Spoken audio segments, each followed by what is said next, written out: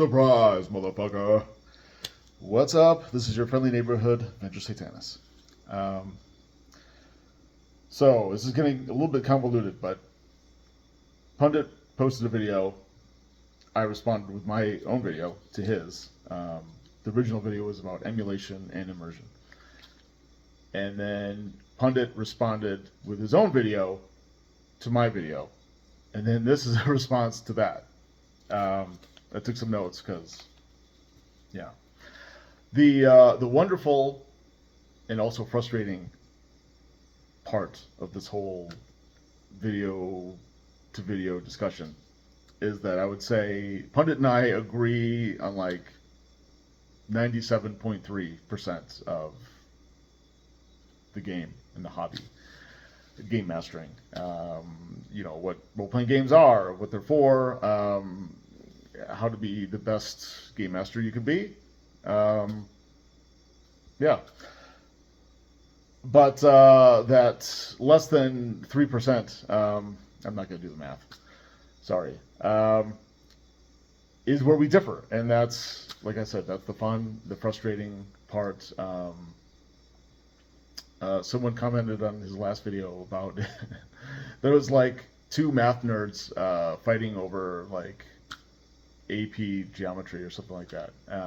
Which, yeah, it's probably true because unless you're a super RPG nerd or geek or whatever, you're probably not even going to recognize like the differences between our styles or our philosophies of the game. Anyway, let's get into this. I'm going to try to make this as short as possible because I hate long videos. Okay.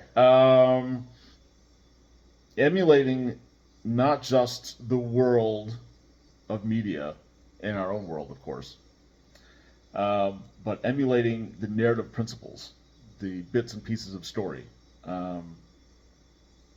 That's what I was trying to get across with my last video.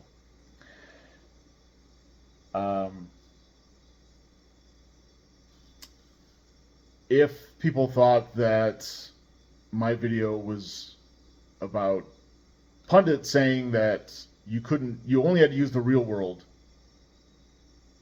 to emulate, but not like fiction and TV shows and movies, that's not what I was getting across.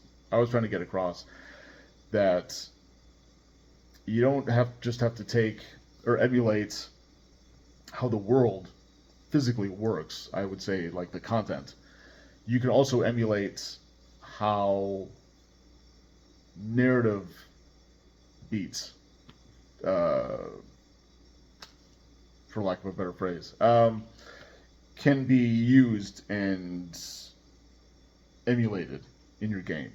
I used the example in my own video of like the Star Wars, like the screen wipe, where you just kind of like fast forward to what the next exciting bit is, or the next time the players and their characters have to make a decision that affects the game.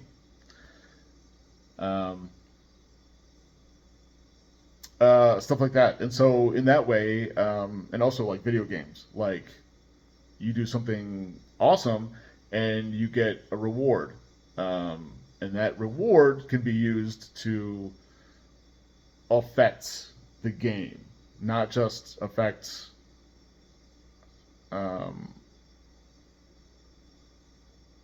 it's like meta currency. I mean, like inspiration, or like I use in my own Advanced Crimson Dragon Slayer and Chult games, Divine Favor. I think that's perfectly legit and awesome, in fact, to use, and that's emulating like a video game more than it is like our own real world, or maybe something you would find in a comic book, something like that. All right, another, what I would say, straw man, if anybody is accusing me of this, is to use Pundit's example. If the Duke dies, then he dies. Yeah, in my own games, in my own game mastering, and what I would tell other game masters if they ask for my advice, don't resurrect the Duke. Don't be like, well, he didn't really die because I need him for something in Act 3. Um, Act 3 chugs along with whatever you have left.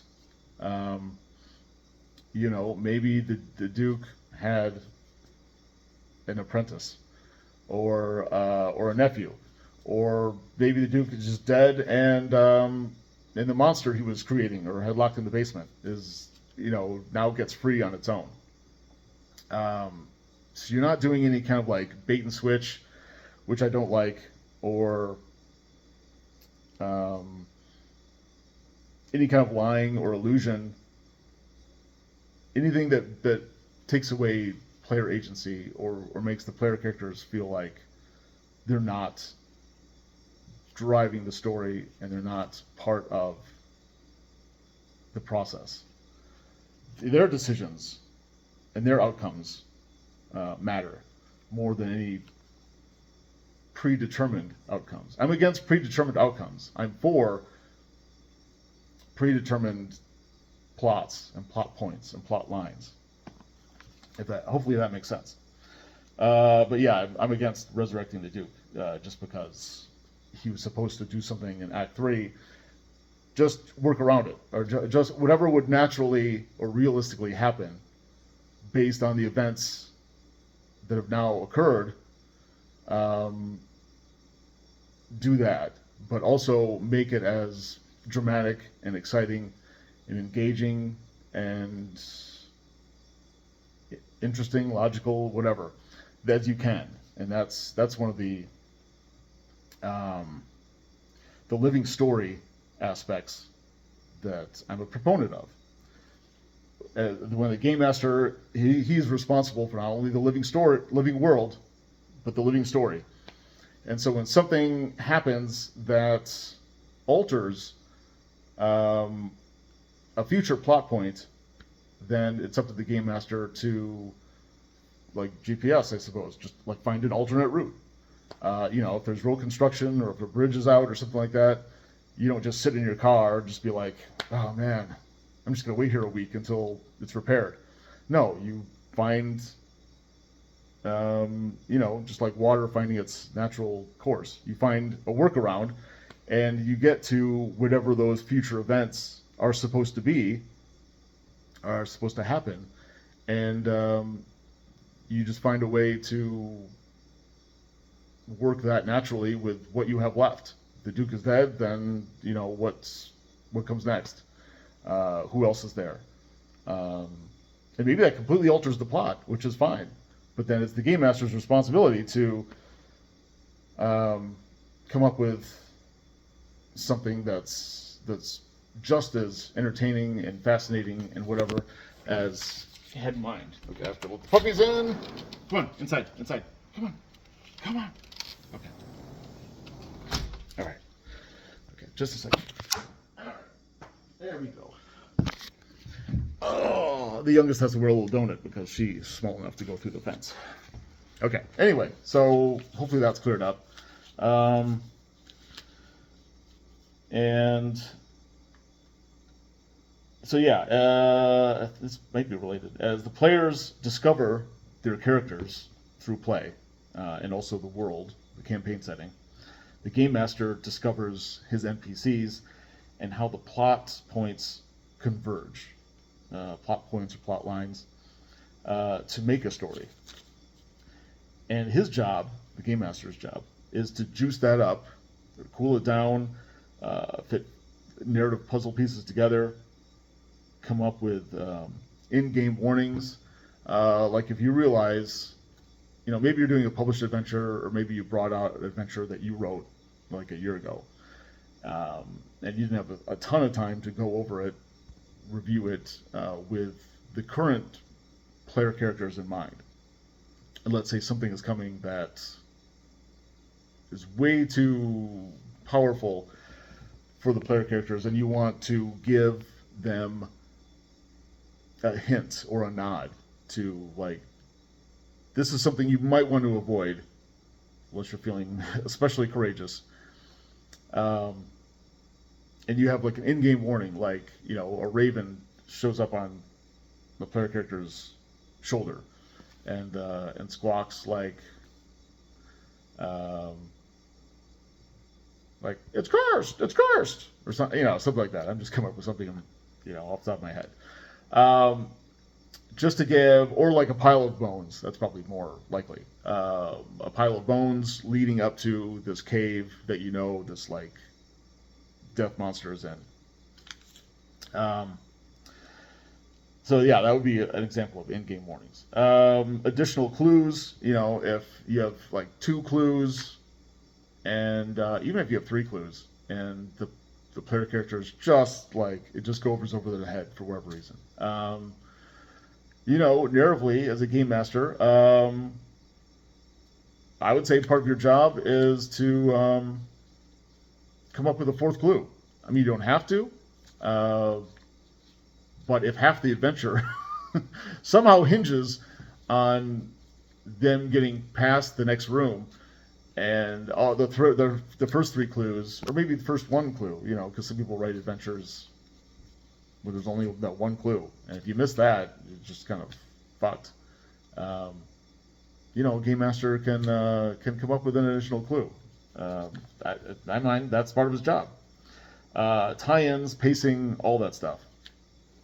The game master, as the game progresses, he'll have some stuff in his mind and his notes beforehand, but as the game goes, he will think of things, and he will put things together, and he will see that maybe the game is dragging a little bit, or maybe a lot of really exciting, heart-pounding things happened in a row, and now it's time for kind of like a cool down. Maybe it's not in the adventure anywhere, but maybe he just decides to interject an NPC and that creates like a social encounter, social interaction. Game master is well within his rights to do that. It should be applauded for knowing what is going to be best for the session, the adventure, the campaign, the player characters. Okay, last thing I'm going to say before I go is a clockwork god is no god at all. And while I can respect the desire to create a world with, plot point or bullet points and random tables and whatever else is in his notes or is written down in a prepackaged adventure. And the temptation is probably there to just kind of let it all go, and if the player characters, I don't know, hit a brick wall or run smack into a TPK, then that just is what it is. If it happens, a dozen times in a row, then that's just the way it goes. But I am of a different mind, that instead of being a clockwork maker god or a clock making god, you be like Zeus in the Clash of the Titans. Now, Zeus didn't do a whole lot of interfering. He did a lot of watching, but every once in a while, he did interfere. He did intervene. He did place, when the shit was hitting the fan and the chips were down, he did place Perseus, in a different location in order to,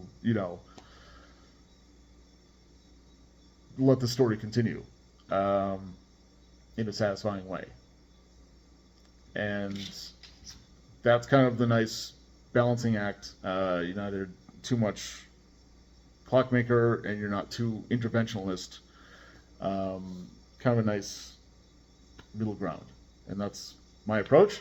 So hopefully that clears some of the things up.